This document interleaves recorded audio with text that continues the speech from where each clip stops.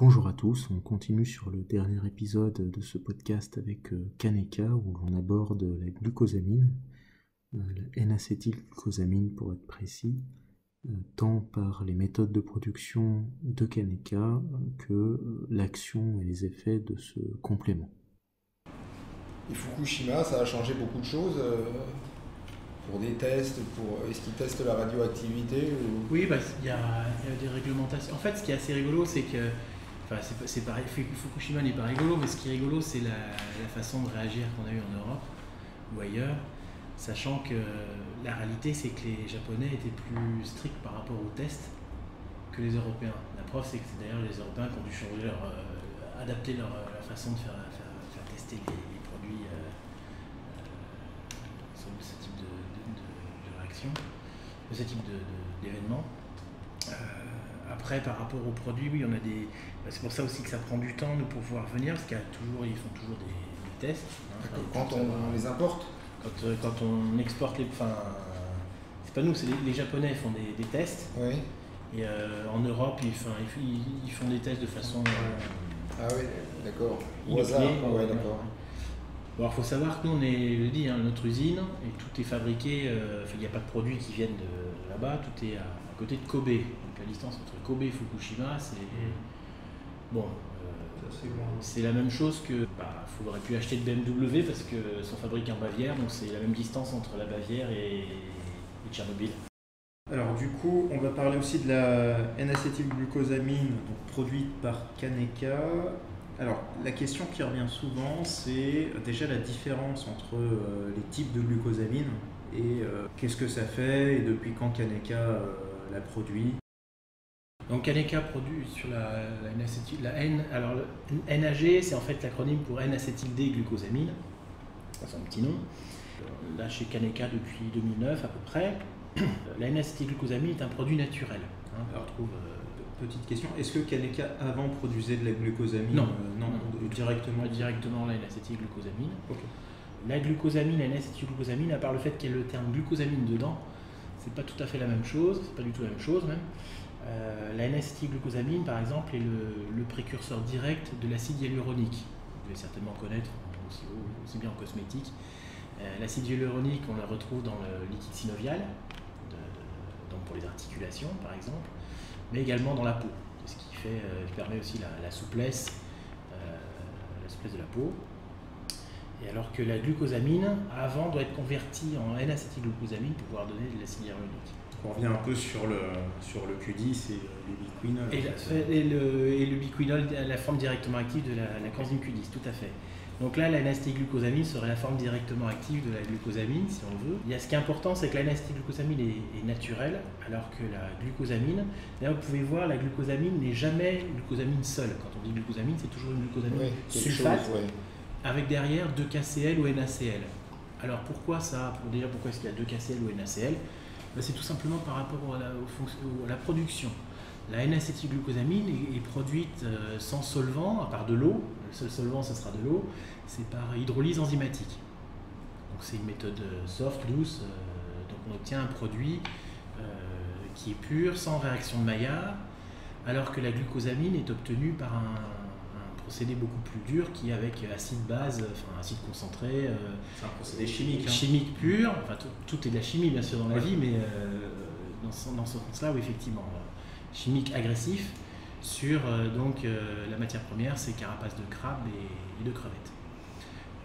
C'est ce qui fait qu'en fonction de l'acide qui est utilisé et du sel de neutralisation derrière, vous aurez 2-KCl ou NaCl, l'acide chlorhydrique ou autre.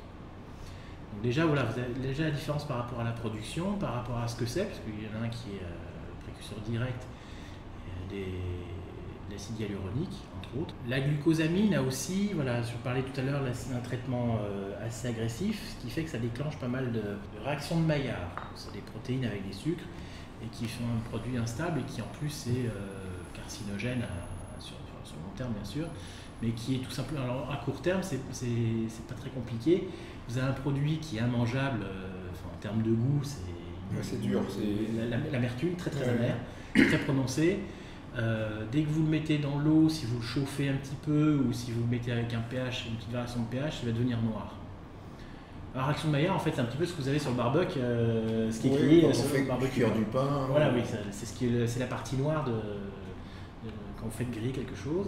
Alors que l'N-acétylglucosamine n'a pas du tout de réaction de Maillard, ce qui fait que déjà donc, le produit au niveau sécurité est très très bon. Et en plus, au terme du goût, puisque l'N-acétylglucosamine est naturellement un goût sucré.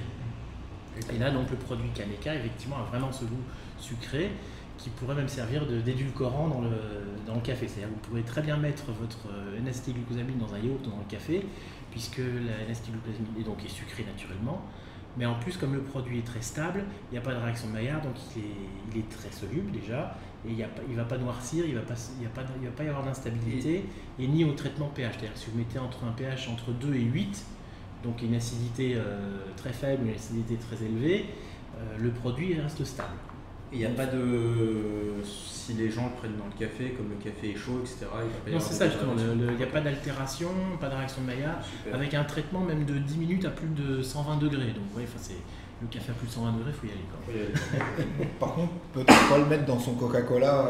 Le Coca-Cola, s'il est en dessous de 2, voilà. Effectivement, mais entre 2 et 8, donc ça fait déjà une belle marge de...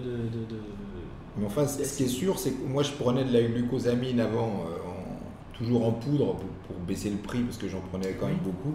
Et c'est pas le moment le plus agréable de la journée. Non. Alors que là, l'acétylglucosamine, vous pouvez vraiment partir seul, avec, ouais. L'emmener en nomade, je dirais même comme sucrète dans votre café, ou enfin, si vous ne voulez pas prendre de café, du thé ou dans ou yaourt, enfin voilà. Moi je le mets directement dans la bouche. Dans la bouche, oui. Plus. Tout à fait.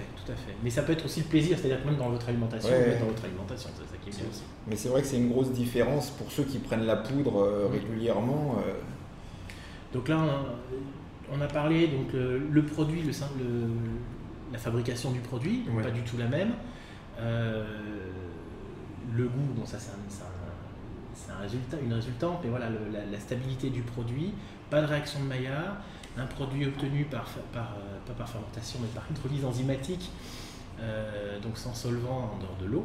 C'est naturel. C'est naturel, tout à fait. C'est naturel et c'est un produit qu'on retrouve aussi dans la nature. La N-acétylglucosamine, vous l'avez c'est l'un des composants essentiels de l'acide hyaluronique, puisque l'acide hyaluronique est ce qu'on appelle un glycosaminoglycane, donc c'est, on dit en général GAG, qui est donc une molécule à longue chaîne qui est composée de N-acétylglucosamine et d'acide glucuronique.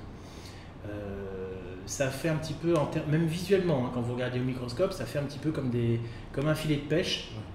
Ce qui explique d'ailleurs pourquoi dans la peau, c'est important d'avoir de l'acide hyaluronique, puisque ça fait comme un filet de pêche qui va capter l'eau, fixer le collagène et les nutriments qu'il y a autour.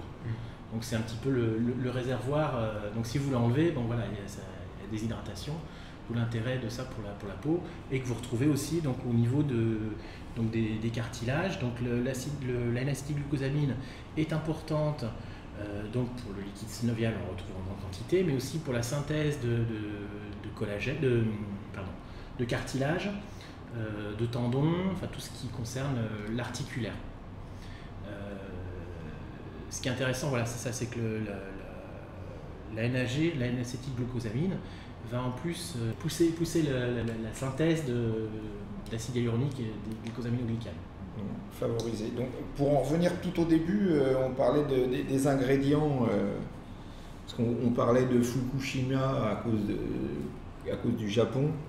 Donc, est-ce que où sont pêchés les crustacés Alors, donc le produit, la N-acétylglucosamine de chez Kaneka, donc Kaneka NAG, hyalurogluco, donc est parfaitement stable, sécurisé en termes de production au niveau du goût, mais aussi par rapport à la matière première. Les matières premières sont donc, je confirme, c'est bien des crustacés, donc des carapaces de crabes et de crevettes, mais qui sont pêchés donc en Asie du Sud-Est.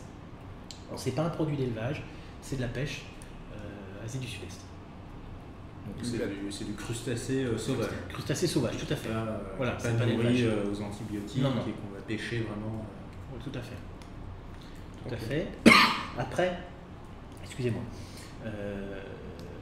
Là aussi, parce que c'est un produit dont effectivement il est naturel, fabriqué par un process doux,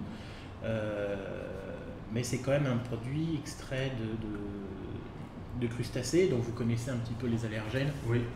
plio-crustacés. On nous pose beaucoup la question d'ailleurs. Oui, c'est bien un produit extrait de crustacés, ça on est bien d'accord.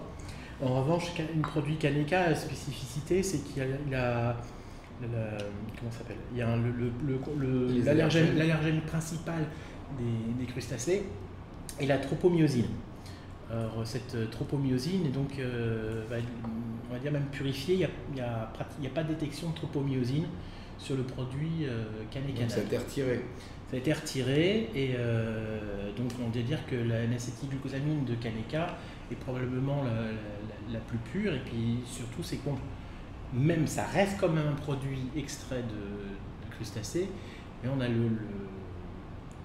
l'allergène principale qui a été plus là. Alors est-ce que quelqu'un qui est de base allergique aux crustacés, il peut quand même le prendre, ou il y a c'est la question. Ouais, faudrait quand même voir le médecin, parce que c'est clairement. Que les gens testent, de toute façon, vous mettez déjà sur votre conditionnement, vous mettez déjà clairement, enfin ça doit être légalement en gras, c'est marqué extrait de crustacés.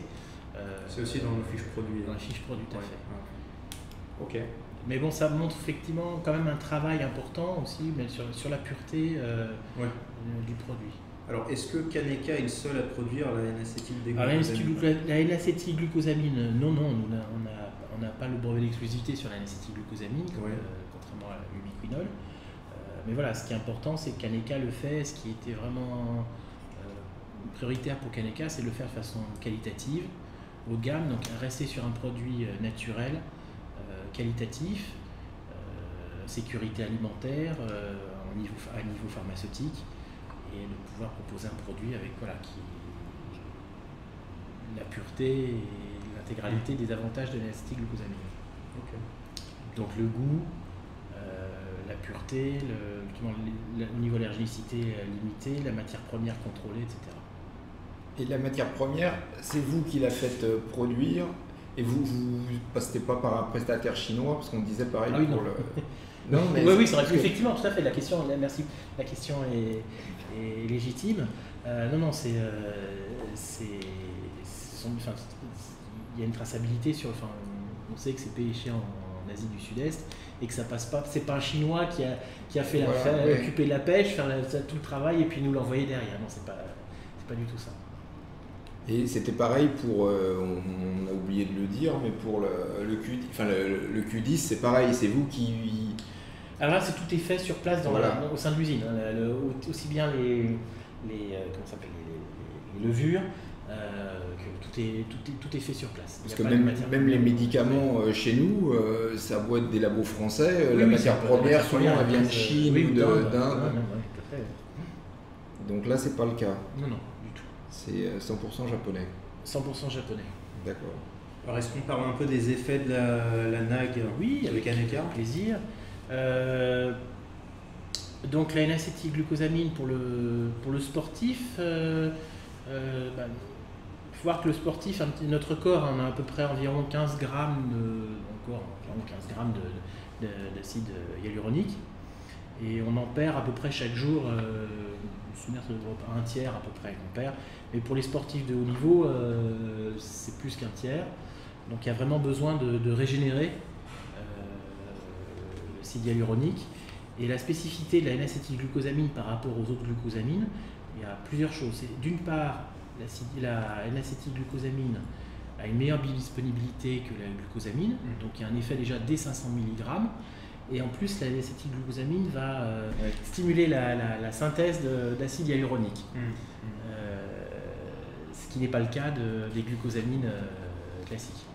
Oui, là, il y a un réel avantage. C'est-à-dire que non seulement la N-acétylglucosamine va protéger, va régénérer, je dirais, le niveau de N-acétylglucosamine pour la production d'acide hyaluronique, mais en plus, il va stimuler la synthèse d'acide hyaluronique. Donc vraiment pour une récupération et puis aussi une activité anti-inflammatoire. Ce qui fait que la N-acétylglucosamine, pour quelqu'un qui a des problèmes articulaires quand il sent la douleur, je dirais quand il sent la douleur c'est déjà un peu tard, mais il va sentir rapidement effectivement une diminution de ses douleurs, mais ça ne veut pas dire qu'il faut qu'il arrête tout de suite. Il faut qu'il continue et a besoin effectivement de régénérer son son niveau de N-acétylglucosamine. Et il y a aussi donc des effets sur la peau. Sur la peau, tout à fait. Parce que là, je dirais que c'est pareil pour l'acide hyaluronique avec l'effet filet de pêche. Je retiens non pas le poisson, mais l'eau, l'hydratation, le collagène. C'est ce qui permet de conserver une souplesse de la peau et de l'hydratation de la peau. Donc c'est aussi utile pour... Alors le sportif va être content à tout niveau, c'est-à-dire qu'il va avoir de belles articulations et puis il va briller. Alors au niveau des dosages, à partir de 0,5 g, oui, c'est l'équivalent d'une de nos gélules. Une gélule, tout à fait. Pile. Est-ce que si on augmente à 4-5 grammes, il y a d'autres effets ou le corps a des doses qui ne peut pas... Non, sur l'acétylglucosamine, on reste sur un produit naturel. On va pas me dire que c'est vrai que l'acide aussi est naturel, mais là, si on est sur du 500 mg, c'est la dose effectivement avec un réel effet prouvé. Mais on peut aller sur du 1 g au cours du repas pour l'articulaire, par exemple. En revanche, pour la cosmétique, pour la peau, je parlerais plutôt du 1 g, deux gélules chez vous. 2 gélules ou 1 g. Ou 1 g. Ok, donc pour le sportif aussi, il y a plus intérêt à prendre. Après, c'est en fonction du budget, mais s'il peut se le permettre, il faut mieux faire du 1 g. Oui, et puis toujours pareil aussi. L'athlète qui fait 48 kg tout mouillé, et puis l'athlète qui en reste 120, ça ne sera pas forcément non plus la même chose. Et pareil, c'est pas forcément à prendre en cure. Tant que l'activité sportive agresse les articulations, je suggère de continuer à en prendre et de surtout pas attendre d'avoir mal pour agir, parce que les gens s'inquiètent une fois, mais c'est un peu tard. Oui. Ça ne veut pas dire que ça ne marchera pas, mais mieux vaut agir en préventif pour bien régénérer ses articulations et éviter d'avoir mal. Une fois qu'on a mal, ça veut dire que l'articulation elle est quand même sacrément endommagée. Donc il y aura toujours une action, mais c'est ce que je dis tout le temps, ça marche d'autant mieux qu'on ne sent pas qu'on en ait besoin, quoi.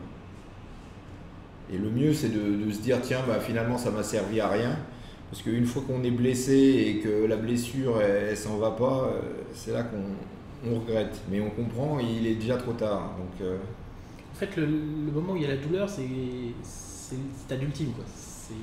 Mais c'est là où les gens commencent à s'interroger sur les compléments alimentaires. Alors ils veulent des compléments alimentaires miracles qui régénèrent leurs articulations, mais malheureusement ça ne marche pas tout à fait comme ça. Alors l'avantage de la N-acétylglucosamine, je ne dis pas que c'est le miracle, mais c'est vrai qu'il y a aussi un aspect anti-inflammatoire, donc elle va rapidement avoir un effet ressenti, je parle pour celui qui a mal, il va avoir un effet très rapide. Et puis après, effectivement, sur le temps, il y a aussi régénération, mais c'est pas... Là, par contre, la régénération, c'est pas... Les gens veulent un truc magique, un peu comme un médicament, mais malheureusement, c'est pas le cas non plus. Par contre, il y a un vrai effet de régénération. C'est pas quelque chose qui va juste pallier sans régénérer. C'est pas uniquement juste je refais mon niveau et puis on se débrouille. Non, c'est vraiment... Il y a une stimulation, le mot que je cherchais tout à l'heure, de la synthèse d'acide hyaluronique, donc pour le liquide synovial, pour le cartilage, pour les tendons, et même pour l'os, même au niveau de l'os. C'est ce qu'on dit. Enfin, c'est ce que je résume sous le fait que ce soit anabolique pour les articulations, pour que ce soit simple à... Tout à fait. Je n'osais pas utiliser les mots parce que c'est... Non, mais enfin, c'est anabolique parce que ça veut dire que ça régénère, enfin, ça fabrique, quoi. Oui, tout à fait. Mais c'est comme ça. Alors, par contre, on n'en a pas parlé parce que c'est pas ce que vous vendez, mais la chondroïtine, elle est plus comme anti-catabolique. C'est la grosse différence un peu entre les deux et c'est pour ça qu'ils se complémentent. Les deux vont bien ensemble, effectivement. Parce que leurs mécanismes d'action ne sont pas tout à fait... Alors il y en a qui sont communs, mais pas tous. Donc, en fait, parce que là on parle de glycosaminoglycane, quand on parle d'acide hyaluronique ou de chondroïtine sulfate. La NAG est l'un des 8 principaux... des briques peut-être, on pourrait comparer ça à des briques en fait, si vous voulez, pour fabriquer des glycosaminoglycanes, ces sortes de filets justement qui vous tiennent un peu la structure du cartilage, de l'os et de la peau. Après la chondroïtine sulfate effectivement utilise d'autres briques. L'acide hyaluronique, ça sera comme brique, c'est l'acide glucuronique et l'N-acétylglucosamine. La chondroïtine sulfate, ce sera d'autres briques. Ouais, c'est toujours ce que suggère en première intention le NAG. et si vraiment vous avez mal ou pour un effet plus fort, de le renforcer. Alors déjà, d'augmenter le NAG, et deux, si vous avez le budget, de rajouter chondroïtine la sulfate, chondroïtine. et même peut-être aussi du collagène. Alors, le collagène, on le recommande plus pour les tissus qui sont mous. conjonctifs, oui. Voilà, les tendons. Oui, l'acide hyaluronique, la N-acétylglucosamine, on le retrouve dans tous les tissus. Oui, mais enfin, on le conjonctifs. recommande plus parce que c'est un peu plus spécifique pour l'articulation elle-même, pour différencier, pour marquer les idées. Parce que sinon, les gens, ils se disent pourquoi j'ai besoin de. Oui. C'est un peu pour marquer les idées. Le NAG pour l'articulation. Et le collagène pour les tendons, bien qu'il y ait toujours des effets en commun. C'est pas aussi net.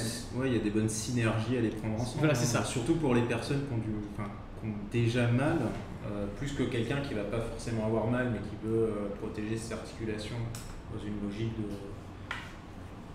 de prévention, où là il peut en prendre à petite quantité, mais sans forcément tout prendre. Est-ce qu'il a besoin de chondroïtine? Je ne sais pas, mais voilà. Pour les personnes qui ont déjà mal, le bon mix, effectivement, c'est la glucose, c'est la NAG, c'est la chondroïtine et le collagène, pour avoir tous les bons ingrédients.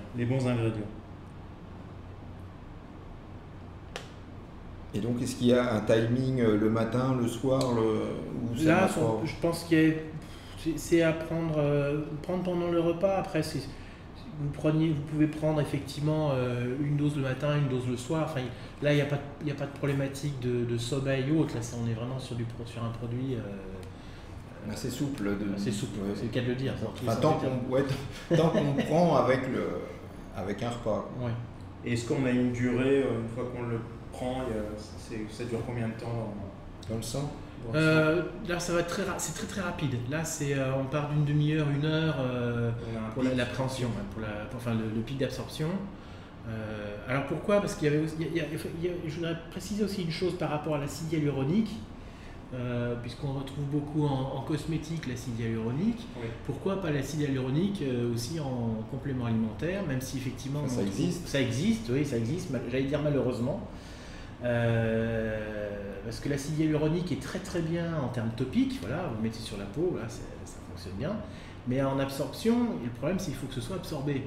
Et alors l'acide hyaluronique, comme je vous expliquais, c'est une glycosaminoglycane à longue chaîne, donc pour l'absorber, il passe pas la barrière intestinale, donc c'est pour ça qu'il faut vraiment prendre de N-acétylglucosamine qui, elle, fera vraiment le travail de synthèse. En fait, la N-acétylglucosamine, quand elle va être synthétisée, elle va créer de l'acide.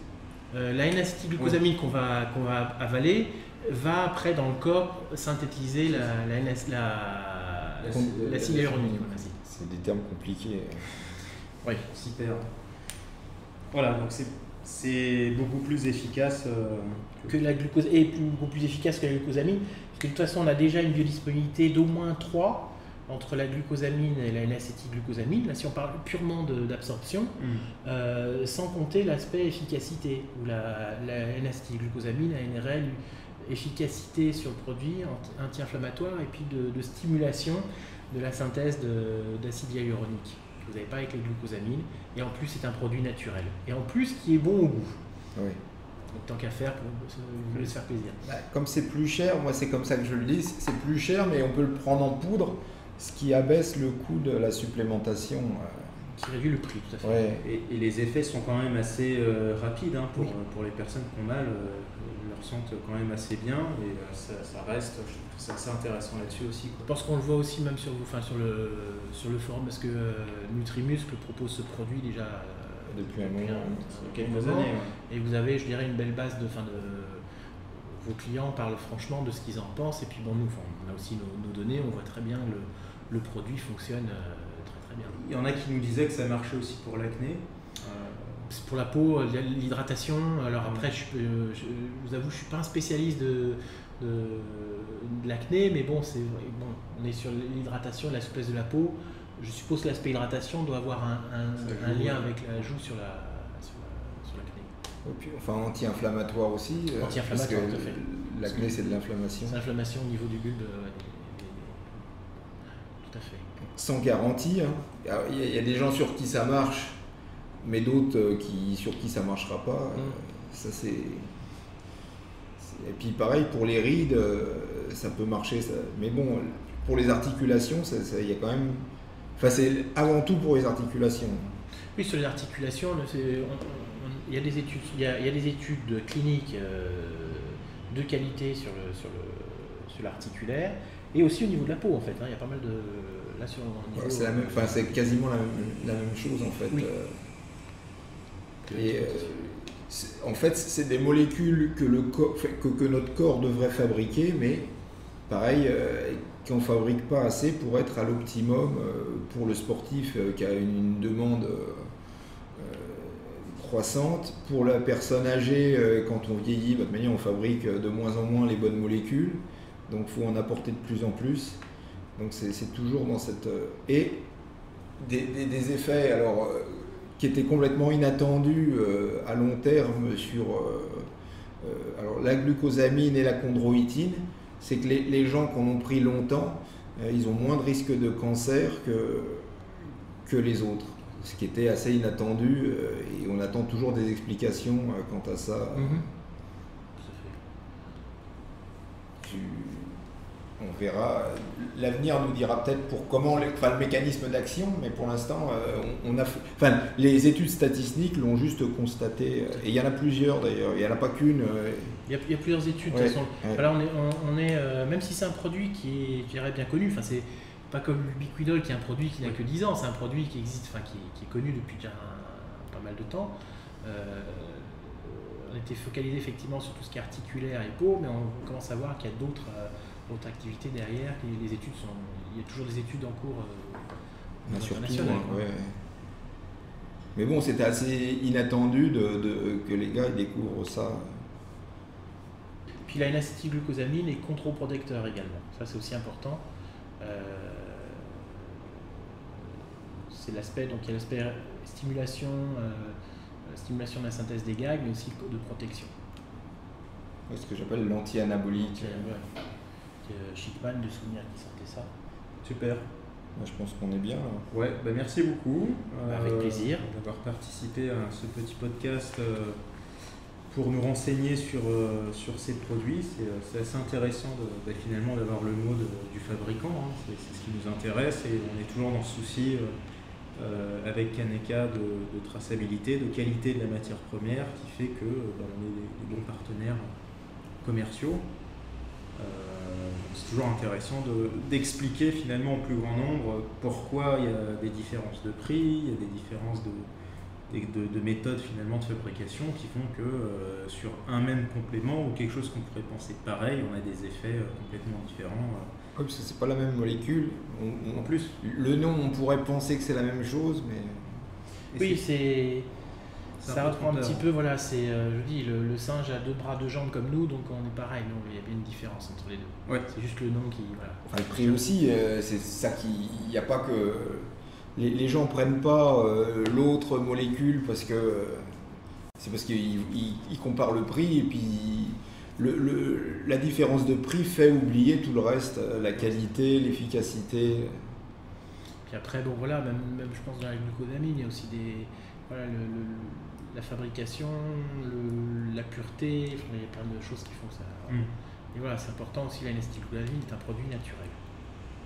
Contrairement à la glucosamine. Mais c'est quand même, j'imagine que c'est quand même des trucs de haute technologie pour... Ah oui, voilà, c'est... Enfin, on fait pas ça dans sa baignoire, non, pareil. Non, dans votre baignoire, peut-être mettre les crevettes, mais pareil, pour vous chatouiller les orteils, mais après, non, c'est autre chose, hein, c'est vraiment... C'est pour ça que Kaneka peut en proposer aussi, j'imagine, il y a toute la problématique industrielle qui est maîtrisée. L'hydrolyse enzymatique, voilà, il faut que ce soit de l'eau pareil, on était tout à l'heure sur l'ubiquinol avec l'eau pure, l'air pur, voilà, il faut aussi de l'eau d'une certaine qualité, pour l'hydrolyse, voilà, c'est le choix des enzymes, etc. Super. Et merci beaucoup. Merci. Et c'est la fin de ce podcast, on espère que vous l'avez apprécié et on vous dit à bientôt.